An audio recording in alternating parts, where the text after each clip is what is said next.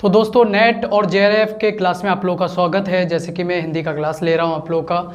मैंने आप लोगों को ब्रज भाषा के साहित्य के बारे में बता दिया है पूरे डिटेल से, किसने किस तरीके से अपना योगदान दिया है साहित्य को आगे बढ़ाने के लिए। ब्रज भाषा का क्षेत्र के विकास के बारे में सब कुछ बता दिया है मैंने। अब जानेंगे कि ब्रज भाषा की कुछ विशेषताएं, उस भाषा की क्या विशेषताएं हैं जिससे हमें पहचान में आ जाए कि यह ब्रज भाषा है। पहले तो यह है कि ब्रज भाषा में री को छोड़कर हिंदी की सभी स्वर ध्वनियां जो है मिलती है। ठीक है, लेखन में कभी कभी री का जो है प्रयोग हो जाता है, पर जब भी उच्चारण होता है तो हम र पे छठी की मात्रा री ऐसे करके पढ़ते हैं। जैसे अनुनासिक शब्दों का भी प्रयोग ब्रज भाषा में सबसे अधिक होता है। उदाहरण के लिए कह सकते हैं हंसत, अखियां, नाही, सौहे, भौय, ये सब क्या है? अनुनासिक शब्द है जो ब्रज भाषा में जिसका सबसे ज़्यादा उपयोग हो रहा है। नेक्स्ट पॉइंट आता है अड़ा और ड़ा का स्थान। अब ये दो जो है ब्रज भाषा में प्रयोग नहीं होते हैं, रेयर केस में होता है लेकिन वैसे नहीं होता है, और इसकी जगह हम नौ ध्वनि को पढ़ते हैं। जैसे कि प्रवीण, इसको प्रवीण बोलेंगे। ठीक, तरुण, इसको तरुण बोलेंगे।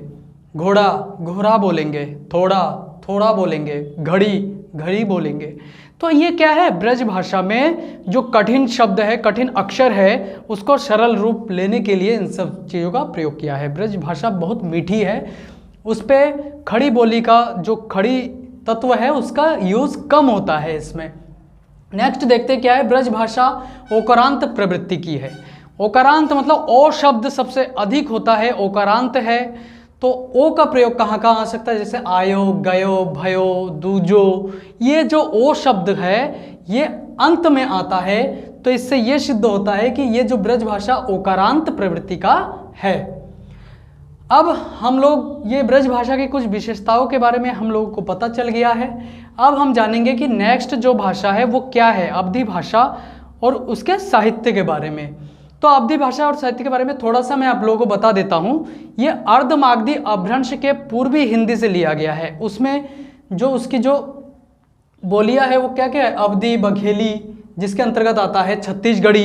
अब इसमें से अवधी भाषा जो है सबसे ज़्यादा पॉपुलर है इसके अंदर। मतलब ये कह सकते हो कि इसमें अवधी सर्वप्रमुख और लोकप्रिय भाषा है। लोगों ने सबसे ज़्यादा अवधी भाषा को ही अपनाया है। क्यों? क्योंकि वो मीठी, सरल और काव्यगत दृष्टि से बहुत ही ज़्यादा अच्छी है, जिससे लोगों के अंदर क्या है, एक रस की भावना जो है हमेशा बनी रहती है। तो ये जो तीन है, तीन भाषा में से एक लोगों ने चॉइस किया है अवधी भाषा को। अवध का प्राचीन नाम देखो, अवधी भाषा, अवध का प्राचीन नाम पहले था कौशल था, और इसी वजह से अवधी को कहीं कहीं कोशली भी कहा जाता है। कोशली का भाषा, कोशली का उल्लेख सबसे पहले मिलता है कुबलय माला में, जो 8वीं शताब्दी में लिखा गया ग्रंथ है। इसमें सबसे पहले इसका जो है नाम मिलता है। अगला उक्ति व्यक्ति प्रकरणम जानते हैं हम लोग। इसमें क्या है, ये अवधी भाषा में लिखा गया था, कोशली भाषा में, और ये तभी लिखा गया था, इसका उद्देश्य एक ही था कि राजकुमारों को जो शिक्षा का माध्यम है वो माध्यम कौन सी भाषा में होनी चाहिए? अवधी और कोशली भाषा में। तो इसलिए इस ग्रंथ का क्या है, निर्माण किया गया था उस समय। तो अवधी भाषा के विषय में, अवधी का साहित्य, अवधी भाषा के क्षेत्र के विषय में मैं आपको नेक्स्ट वीडियो में बताऊंगा। तब तक के लिए धन्यवाद, नमस्कार।